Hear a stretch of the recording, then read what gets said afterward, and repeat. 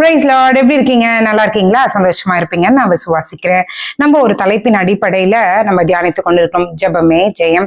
ஜெயத்தை பெறுகிறதற்கான ஒரு வழியை எப்படியெல்லாம் நம்ம ஜெபிக்கலான்ற வழிகளை நம்ம பார்த்து கொண்டிருக்கிறோம். இந்த நாளிலும் யாத்திராகமும் 23ஆம் அதிகாரம் 22வது வசனத்தை நம்ம தியானிக்கலாம். நீ அவர் வாக்கை நன்றாய் கேட்டு நான் சொல்வதை எல்லாம் செய்வாயாகில் நான் உன் சத்துருக்களுக்கு சத்ருவாயும் உன் விரோதிகளுக்கு விரோதியாயும் இருப்பேன். யாரு? கர்த்தர் சொல்றாரு. என்ன சொல்றாரு? நம்ம அவருடைய வார்த்தையை கேட்டு அவர் சொல்வதை செய்யும் போது நம்மளுடைய சத்துருக்களுக்கு அவர் சத்ருவா இருப்பாராம், நம்மளுடைய விரோதிகளுக்கு அவர் விரோதியா இருப்பாராம். எவ்வளோ நல்ல தேவன்ல பாருங்களேன். அதான் அப்படின்னா என்ன அர்த்தம்னா, நம்மளுக்கு எதிராக யார் இருக்காங்களோ அது அவருக்கு எதிராக இருக்கிற மாதிரி ஆயிடுமா, நமக்கு எதிராக யார் பேசுறாங்களோ அது அவருக்கு எதிராக பேசுற மாதிரி ஆயிடுமா.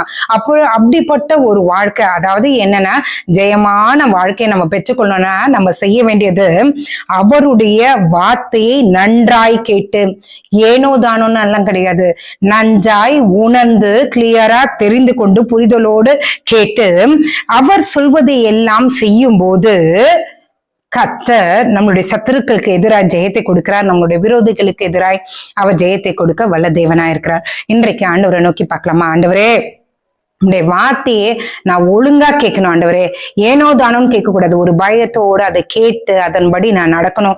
அவர் சொல்லுவதை எல்லாம் ஆண்டவரே, நீங்க என்ன சொல்றீங்களோ அதை எல்லாம் செய்கிறதற்கான ஒரு ஞானத்தை நீர் எங்களுக்கு தாங்கன்னு சொல்லி ஜெபிக்கலாமா?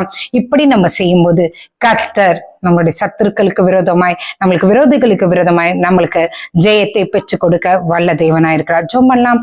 எங்களை நேசிக்கிற நல்ல பரமபிதாவே, அப்பா, உம்முடைய வார்த்தையை நாங்கள் ஒழுங்காய் கர்த்தருடைய தெய்வ பயத்தோடு உடைய வார்த்தையே நாங்க தெளிவாய் கேட்டு அதன்படி செய்ய எங்களுக்கு உதவி செய்யுங்க ஆண்டவரே. எப்பொழுதுமே உங்களுடைய வார்த்தைகளை நாங்க கேட்கிறோம், ஆனா எங்களுடைய இருதய பலகையில அது எழுதப்படாமல் இருக்கிறது ஆண்டவரே. இந்த நாளில் ஆண்டவரே நாங்கள் மாற எங்களுக்கு உதவி செய்யுங்க ஆண்டவரே. உடைய வார்த்தையை கேட்டு அதன்படி நாங்கள் நடக்க, அதன்படி செய்ய நீர் எங்களுக்கு உதவி செய்யுங்க ஆண்டவரே. உடைய வார்த்தையை ஆண்டவரை கேட்டு விட்டு விடாதபடி அதன்படி ஒவ்வொரு நேரமும் அதை தியானித்து கொண்டு அது சொல்லுகிறபடி எங்களுடைய செயல்களை நாங்கள் செய்ய முற்படும் போது என் கர்த்தர் நீர் பெரிய காரியங்களை எங்களுடைய வாழ்க்கையில நீர் செய்ய வல்லவராய் இருக்கிறீரே, அதற்காக உமக்கு நன்றி ஆண்டவரே. அப்பா, உம்மை துதிக்கிறோம். இந்த நேரத்துல நான் ஜெபித்துக் கொண்டிருக்கும் போது ஒரு சகோதரியை பார்க்கிறேன். உங்களுக்கு முன்பாக ஒரு பாதையுமே தெரியல, கண்ணை கட்டி காட்டுல விட்ட மாதிரி ஒரு இருட்டான ஒரு இடத்துல தனிமையா நெஞ்சு கொண்டு இருக்கிற மாதிரி நீங்க நெஞ்சு கொண்டு கர்த்தரை நோக்கி பார்த்துட்டு இருக்கீங்க.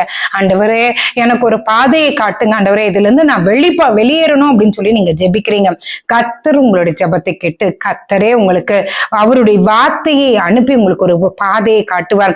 அந்த பாதையில செல்லும்போது கர்த்தர் உங்களுக்கு விரோதமாய் நிற்கிற சத்துருவா இருக்கட்டும், விரோதியா இருக்கட்டும், விக்கடமா இருக்கட்டும், தீவினையா இருக்கட்டும், எல்லாவற்றிலும் இருந்து ஜெயம் எடுக்க கர்த்தர் உங்களுக்கு உதவி செய்வார்.